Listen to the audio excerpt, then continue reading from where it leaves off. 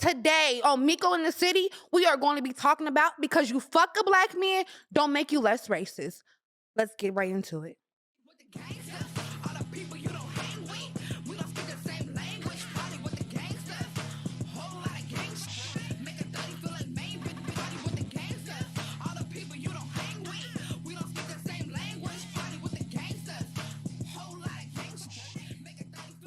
Welcome to Miko in the City. This is your girl, Miko Ruffin. You already know this is the channel to be for the realest conversations and hot topics. And if you don't know who I am, just go ahead and click the link and just stay tuned for not only my great personality, but my many talents. I'm a Gemini, just in case you don't know. I'm a jack of all trades and a master at none, well, of everything. So, okay, today our first topic is going to be Cali versus Midwest race privilege and culture are together. Now, this is something that we're going to really talk about. If you don't know, now you know I am a Midwest girl from Kansas City, Missouri, home of the Chiefs, of course. And I recently moved to California to go ahead and pursue many of my talents. If you don't know, I'm a rapper, I'm a dancer, not a stripper. You know, I gotta clarify that, but I do go ahead and do different forms like jazz, ballet, and things of that nature. I'm an actress also, and also I'm a bright personality. So me transitioning to California was a big transition. You see on TV, this is the land of the dreams. This is the place you want to be anytime you have any talent that you can bring to America or just give to the world. So I moved out here in the beginning of the pandemic. So right then and there, I really didn't know no culture. So if you don't know, I just had a baby recently. Woo! He's a beautiful little boy. And his dad is most definitely from LA. So his dad is Belizean. So I've never heard of a Belizean. I've never heard of a Belizean culture since I've been here. I know, culture shocker. But again, I am a small town girl from Kansas City, Missouri. We're culture, but we're not that culture. We know like more Jamaicans and it's black and white here. When you in California, it's not black and white no more with the racism. It's black, white, and domestic or Hispanic culture. I'm gonna go ahead and say the Hispanic culture because I can't group one race when it's like different. You can be from El Salvador, you can be from Mexico. I'm just gonna go ahead and say the Hispanic culture. I've never really experienced racism, believe it or not, from the Midwest. I mean, it's just really given. It's like an unspoken racism thing. You already know that white people in the Midwest or the South have some type of stereotype about you. I mean, it's just natural. But when I got to California, I never thought somebody darker than me of Hispanic descent would think less of me or treat me less than an individual. So my experience started with personal, off the flip. When I got here, I feel personally, I don't know why, I never understood why the brown versus the black was such a strong thing. I've heard about it. They told me about it, but I never thought I experienced. So when I used to go to job interviews, like I could just tell like a Hispanic woman would not even give me the time of the day. I would try to talk. It would just be a disgust. It would be a hostility. It would be hostility in between me and that person. And you can't think of nothing. You don't know me. The only difference between me and you is skin color. And I didn't want to judge at first, but when it started becoming a habit, you really have to just take it for what it is. So let me go ahead into story time.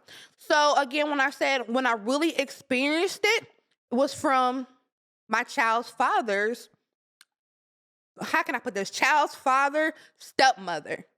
So my child's father have a Hispanic stepmom. He hates when I say stepmom, so when he sees this, he gonna flip.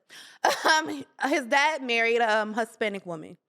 And when we used to go over there, I used to feel so much hostility. But I used to just go ahead and assume like, okay, well, maybe it's some bad blood. Maybe something he did as an adult that, she just don't like him. So I'm big on family culture. I'm big on, even though we we fight and we fuss. And if you know a lot of my background, you know my father got killed by his best friend, and my dad's best friend was dating our cousin. So a lot of times it's hostility in my own family, but we're still family oriented. We still have barbecues. We still go out and eat. We still are family based. So when I met my child's father, he was introducing me to all these different people, not only his stepmother, his father, his mother, his cousin. They really wasn't family knitted. Like, they really had a cold heart. This is Cali culture. Even like friends and family I met, nobody is really close to their family. So I start seeing everybody's trying to make it on their own. They don't care if you blood or not. If they gotta step over you in California, they gonna do that. So it's just really, to me, and I'm still learning. I still moved here. It's no family loyalty here. And you'd be like, oh, that's everywhere. But no, Cali has a different type of presence of no family ethics. And I just, for me being a Midwest girl, or me even living in the South, I just do not understand. So, back to the subject at hand, I am getting a bae. I just want to go ahead and give you background. He has a stepmother, and the stepmother has two other half Hispanic children by his father. So when you go there, you tell that they distant. They don't have, like, the brother and sister don't come say hi to their brother they haven't seen. Like, in my child's father is originally raised in Mississippi, so he has the same type of family morals that I have, but he's trying to embrace the LA culture of his family, and it's really kind of like breaking him down. It's like controversial. So when I used to go over here several times to visit his father would just have to ask permission for his son to come over. He would have to go talk to her about him getting a drink, something to eat. Even when he say hi to this lady, she would just be in disgust. So I pulled him aside and I was like, what's going on? Like, what's wrong with her? He was like, she just never liked me since I was a kid. So I'm like, okay, he exaggerating because he a Libra. And y'all Libras know y'all be lying. Hey, don't shoot the messenger. You better look up your sign. But so I'm like, no. So I spoke with his dad. And his dad was just like, the reason why she don't like him is because when she met him when he was 8 years old, he was bad. And I'm thinking to myself, like, girl, you is disgusting. Because what type of woman, knowing a man has a child before her, judge another child who has neither mother or father because he's bad when you meet them? And his dad tried to go and explain the reasoning, and I was just thinking to myself, nigga, you a simp too. You feel me? Because what type of man would allow a woman to even dictate his friendship or his relationship with his firstborn child? Yeah, there's simps out there, and if you agree with him, you a simp too. And I said what I said. Fight me. But back to the story, it was just like unbothered behavior. And, low key, no disrespect to I take that back. It's a lot of disrespect to his dad. I just feel like that's sick. I feel like that's sick. You not only left your child to be raised with somebody else, but when they come out to have a relationship with you, you sit there and you distance them because of a woman. That's sick. So let's get back on the behavior. So you're like, oh, how does that make her racist? So when I met her, let's get on that. When I met her, you can tell she had a disgust. Like, we know, us as black women, us black culture, we know when we meet somebody who don't like us and have no reason not to like us. She has no reason not to like us. And a simple fact is her children are half black and they never met their black side. They don't know anything of black. Look, or if y'all watching this, you are black. No matter how much you want to disconnect, if you're half black, your hair crinkled like mine, in the face of America, you are black. And you just gonna have to just accept that. If you want to identify with that other half of you, go do that. But don't do that by disgrading the other half of you. You feel me? We are becoming a culture that is trying to rebuild ourselves. So he has a half brother, half sister. And his half brother, half sister, I be trying to have conversations with them, but you can tell they're disconnected. I'm like, hey, have you spoke with your grandma, which is my child's father's, black side? And they like, no, I heard they. This is exactly what his sister said to me. Yeah, I heard that they from Africa.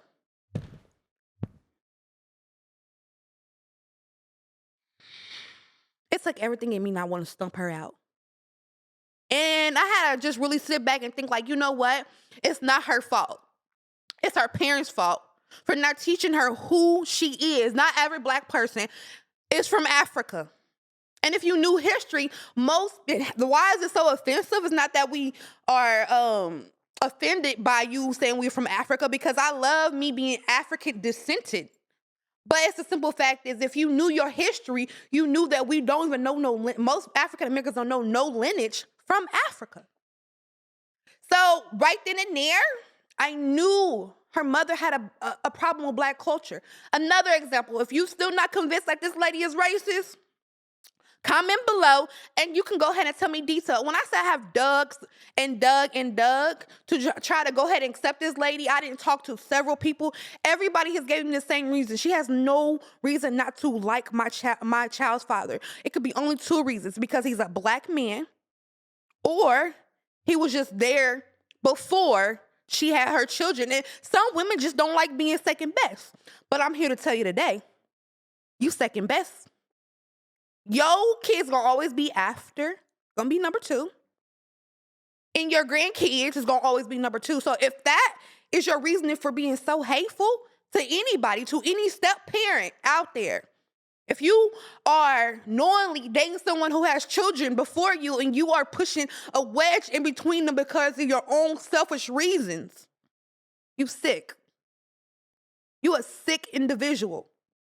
And that's just an example of what I've experienced personally here. Again, you could be like, hey, that's really not her place. That's her father's place. But the simple fact is, encouraging behavior keeps going on. And you're right.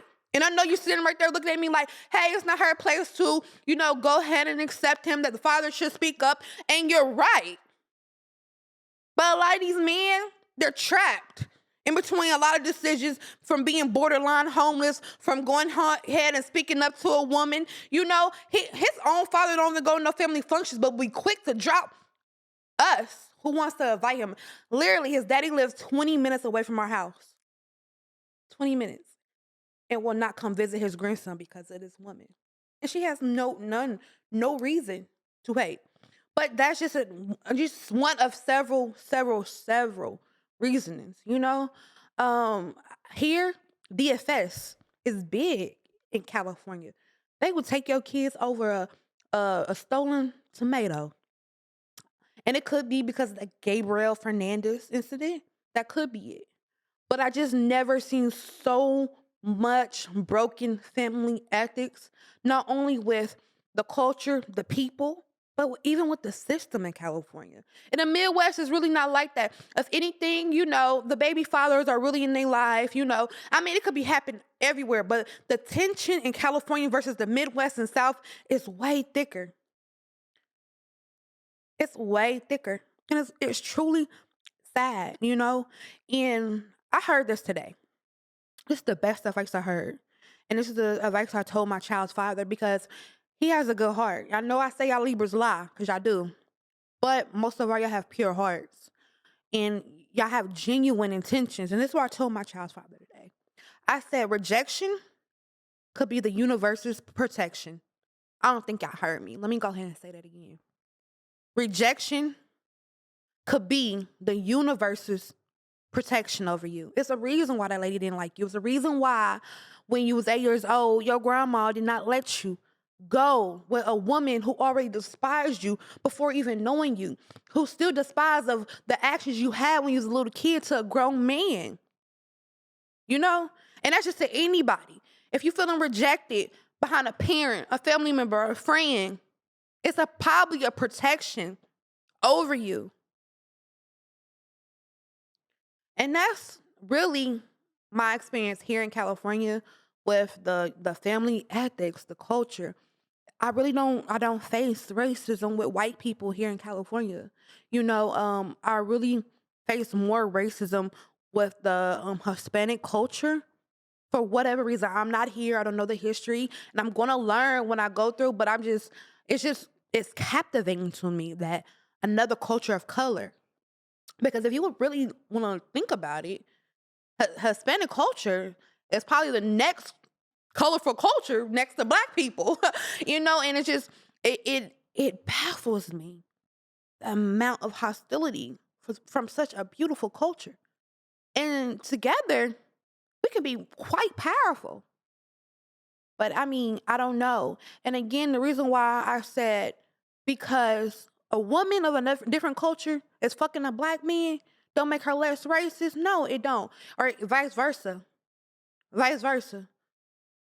You can still, you know why? They probably even more racist because 9 times out of 10, when a woman is dating a man of black culture and don't like their culture, is because that man is sitting up there and giving them the how can I put it? They giving them the platform to disrespect black women. Cause I mean, his dad. I have conversations with his dad all the time, and you can just hear the disgust for black culture. So you know what? I don't blame her for not liking us because she's married to a black man who don't like us either. But this is this example on the California culture, but not only California culture, how much of an effect a step parent can have towards a biological kid of their spouse that's not theirs. It's, if you're a step parent out there, or you a woman or a man out there dating a woman who has kids and you do not, and you feel like that you will feel some type of way that if you have kids or anything with that man, do me a favor. Don't date them. Don't create more broken hearts and broken generational curses. Okay? We're going on to our next subject. We got to keep it moving and keep it grooving, people. Culture strength. And what I mean by culture strength, I mean, again, I'm talking about a lot of black this, a lot of black that, because that's all I know. Because what? I'm a black woman. So I can only give knowledge and give experience off of things that I know of, Most definitely when I get more educated and I get more cultured, I would love to elaborate on a lot more things. But right now, we're going to go ahead onto the black women. So a lot of black women, we got the stereotype of we always need to be the survivor, the strong black woman. It's just normal for us to always endure society's negativity. But as we're transitioning to more entrepreneurs, more independent women, not just at home cooking and cleaning, but don't get it twisted, because I cook and clean still, I love cooking clean. I don't care about no WAP, but I cook and clean, you feel me? We becoming the hood healers. We becoming more becoming more entwined with the spiritual of us, and I'm loving it. So I feel like a lot of times that stigmatism that I feel like when people be like, oh, the strong black women, that it is meant for us to endure, a lot of verbal abuse, a lot of mental abuse, and even sometimes in some situations, physical abuse. But no, that is not it. We having a turnaround of being that inner peace, that backbone, that God-given talent. We've always been healers since the beginning of time. Since we came to Europe and helped in the Moors, helped the Europeans sit there and bathe in soap. And I just don't get on here being controversial, talking about, look, it's a given fact. From mathematicians to magicians, it's been a black person behind it all. And it's just like, I feel like us, we don't, and this is just to every black woman, you do not have to endure that title of being a strong black woman and it be abuse. It's okay to cry. It's okay to go ahead and sage your house. And these are practices that have been practicing before we got on that slave boat that brought us here and we didn't know nobody. A lot of us are becoming very successful, getting to know who we really are, the magic behind the melanin. Let's say that again. Ooh, the magic behind the melanin, y'all. Woo! That's what I'm talking about. Just even saying that, if you said that with me, I know you felt good. I know you felt good. Because I felt good just about now. So I want you to take the time out to go to your neighborhood herbalist. And I don't care if your neighborhood herbalist is Caucasian, Asian, persuasion. In California, they got so many cultures. I don't care. That spiritual side is Black woman's gift to the world, you know? So all I'm saying on this subject is you can be a survivor. You can be a strong Black woman. You can, but at the end of the day, we really are Black girl magic. That's why I love that hashtag Black girl magic. Because everything about us is just magical. What we survived is magical. What we thrive to be is magical. It's just magical. And I don't want to start this controversial. Go ahead, comment below. You can agree to disagree. Please, when you comment, be respectful, because if you don't be respectful, you will get blocked. You can have a healthy debate without, degrading anybody. These are my own personal experiences. You have the right to say whatever you want to say, respectfully. This is a very safe zone here on this podcast. So, again, us Black women, we are known to be the strongest. One of the strongest culture. No, one of them. We are the strongest culture. The same things that when we was up on auction, they used to talk about us, from our big lips to our big hips to our big breasts to our wide nose, is now worth thousands and millions of dollars. The same cultures that put us down, that told us that our beauty was no beauty, are now, no offense, doubling up. Stunt doubles of us. So that should empower you all together to become a healer. A lot of times we are just put on the back burner, but it's time for us to be put on the front burner. But I'm not saying this to down any other race, because all races are beautiful, but I'm saying this to uplift a race that was suppressed for hundreds of years. This has nothing to do with Black Lives Matter, all lives matter. This is more of a uplift and an undo of things that was inflicted to us for hundreds of years. And that's not gonna go to women. That goes to our Black men. Black men are just some of the most, degraded men. They are looked at as thieves, robbers, aggressors. They can be the most soft-spoken Black man like Solomon. I'm pretty sure if he walking somewhere in all white, they're gonna look at him. They don't know nothing about him. If you don't know who Solomon is, that is my producer in the background. He's Ep1. It's What's just up? it's just the stereotypes that come with us. So don't think like, oh, she just all Black, this, Black, that. I love all colors. I'm not full Black myself. I'm just speaking on a culture that was suppressed for so long that need uplifting. So, with that being said, we're going to go ahead and roll into our question of the day. And with the question of the day, you can go ahead and comment below. I want to hear your thoughts. I want to hear your opinions. I want you to be honest, or I want to even read your experiences. If you want to hit my inbox, you need a one-on-one from experience that you experience, go ahead and hit me up.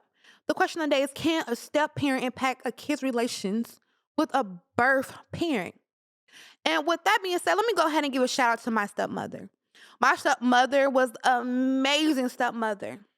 The total opposite of what my spouse has experienced. Chantel Brown, I really want to go ahead and give you a shout out here, because I feel like I would not have made it. I would not really be who I am without you. I really think that you meeting my father, and embracing me, clothing me, even when I was in the wrong, you stood by my side. Especially seeing how a step parent can affect a relationship with a birth parent. You never stood in between me and my father. And I thank you for that. I thank you for allowing me to be close to my siblings. I thank you for allowing me to be a big sister.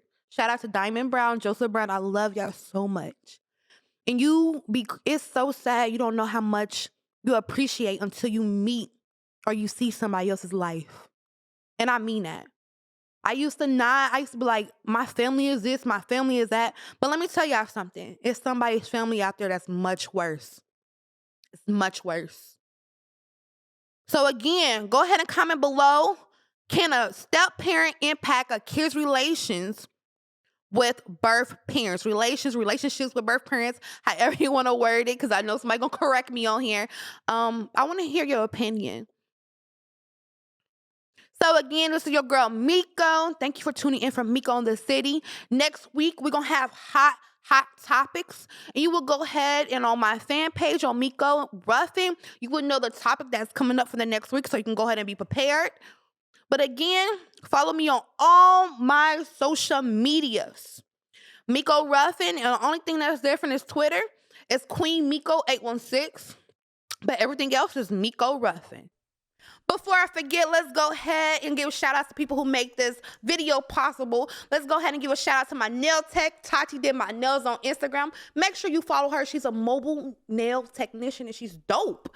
And let's go ahead and who gives me peace and harmony. Go ahead and follow Divine and Spine. She's located in Long Beach. She can give you from sage to chakra healing to everything you need for your spiritual wellness. And again, if you're in the Midwest, Kansas City, Missouri, you go ahead and check out 5 Star Hair. She got the best wigs in the Midwest.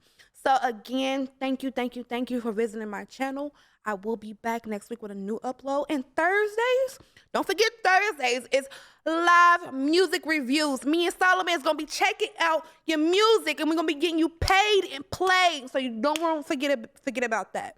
And then also January 29th, I am performing in Kansas City at the Corner. I will be performing live my song, Back, and I know y'all love it. So make sure if you're in Kansas City, you come to my show. Love you. Mwah.